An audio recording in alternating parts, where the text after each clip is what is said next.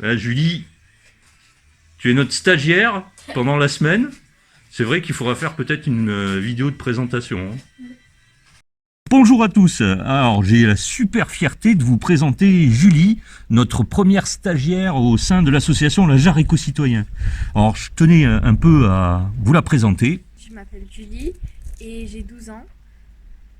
D'où viens-tu? Je viens de Saint-Martin-de-Landres, près de Montpellier. Montpellier, tu as fait tout ce chemin pour venir nous voir. Mais comment tu nous as connus? Par le jardin potager que David, le président de l'association, partage avec ma tante Marie. Et il partage aussi le poulailler et les œufs du poulailler. Qu'est-ce qui t'a motivé pour faire un stage de découverte chez nous? D'avoir une motivation personnelle et le concept de la jarre, du jardin à l'assiette et l'éco-citoyenneté, mais aussi et c'est surtout les 3 R, donc récupérer, réutiliser et le réemploi, que j'utilise un peu au principe d'éco-délégué. Tu es éco-délégué? Ah oui, je comprends tes aspirations. Donner une deuxième vie aussi à des articles, tout ça, ça te fait kiffer, quoi. D'accord. Eh ben, bravo, parce que le fait d'être éco-délégué, c'est sûr que je comprends que c'est une motivation personnelle, d'avoir de telles aspirations pour ton jeune âge. Je te félicite. Racontage des expériences faites à l'association La Jarre. Première. Alors, Julie, on a fait une petite liste. Parce qu'on a fait plein de choses ensemble pendant cette semaine et j'aimerais que tu nous en parles, à commencer par le marché dominical. Quel a été ton rôle sur le marché? Ça s'est bien passé. J'ai surtout regardé ce qui se passait et ça m'a permis de découvrir un peu qu'est-ce que c'était vraiment la jarre éco-citoyenne, de par le discours de David qui expliquait aux visiteurs qui ne connaissaient pas l'association, de leur expliquer un peu c'était quoi le but de l'association. Parce que j'ai parlé des activités Ouais, aux gens qui ne nous connaissaient pas, etc.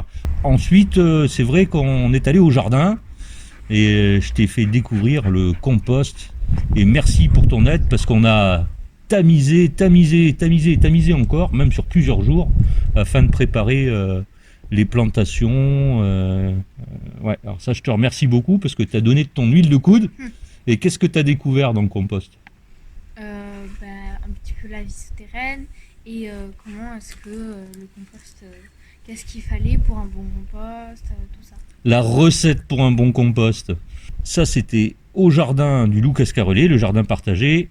On est parti au jardin urbain. C'est juste à côté du domicile de l'association, là. Et on a préparé l'étiquetage.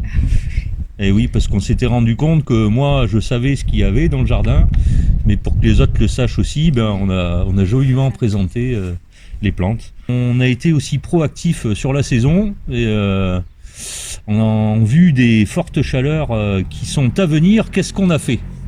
On est allé chercher du mulch de bois pour couvrir les plantations. Julie, qu'est-ce que tu prends? Du BRF? Du bois raméal fragmenté? Prends pas tout, hein.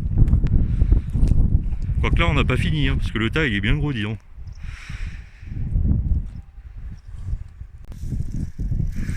Alors l'intérêt du bois raméal fragmenté, c'est du bois de l'année. C'est pas des branches, c'est pas du tronc, c'est les toutes petites branchettes qui supportaient les feuilles. Et là, il y a bien à manger dedans. Le rapport carbone-azote, c'est important.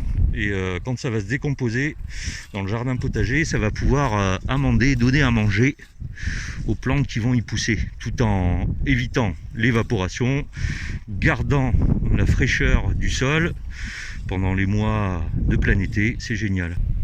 De ce côté, on a plutôt de la sciure, mais on n'en a pas qu'un peu parce qu'on se trouve chez Donadieu.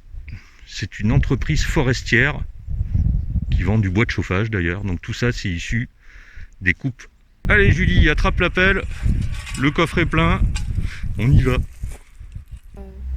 Alors c'était du mulch, c'est vrai que c'est un couvert. Il était de quelle nature ce bois là? Est-ce que c'est le tronc de l'arbre? Ou est-ce que c'est autre chose? Est-ce que c'est de la sciure? C'est quoi? C'est les branches. Ah, les branches qu'on appelle, tu te rappelles? Le bois raméal fragmenté, le BRF.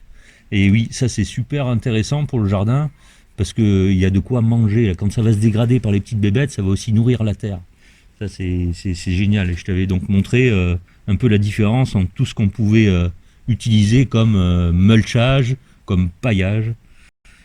Après on a qu'est-ce qu'on a fait pour les oliviers et pour les cerisiers? Bah, on a fabriqué des pièges pour les mouches qui venaient piquer les olives et les cerises. Ah, ça c'est des pièges qu'on va proposer un peu aux gens pour avoir à la fois une meilleure récolte de notre huile d'olive future, la cuvée 2021 de la jarre, lors des olivades d'octobre prochain. C'est vrai qu'on prépare les choses, mais enfin il le faut pour avoir de beaux fruits qui donnent à la fois de bonnes confitures ou, ce qui concerne les olives, d'une bonne huile. Il faut avoir des beaux fruits, ça c'est super important. Oui. On est allé aussi à la jardinerie préférée des Français qui s'appelle Botanique. Qu'est-ce qu'on y a fait? On a récupéré les agrumes pour faire des confitures. Ah, merci encore pour ton aide, parce que ça c'est vrai que enlever la peau des agrumes, couper les agrumes, récupérer les pépins, faire la confiture, tu m'as aidé à faire l'étiquetage, à découper les napperons et à stocker la confiture. Ça c'est quand même beaucoup de travail, tu t'en es rendu compte. Et merci encore pour cette aide-là, oui.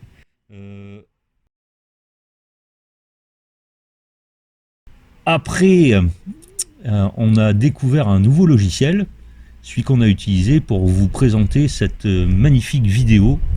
Donc je te remercie Julie pour tout ça. Reviens quand tu veux, parce que quand tu veux je t'embauche. Hein.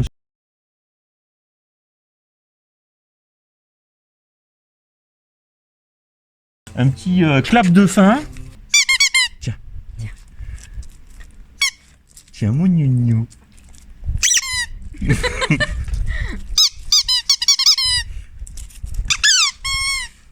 Russe, viens.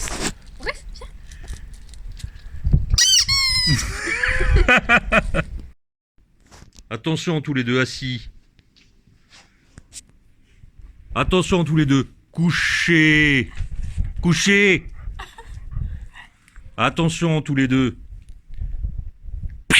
Pan, t'es mort. Attention tous les deux. Debout. Ouais. Oui, oui, c'est très bien ça. Ouais. Nom d'une mobilette.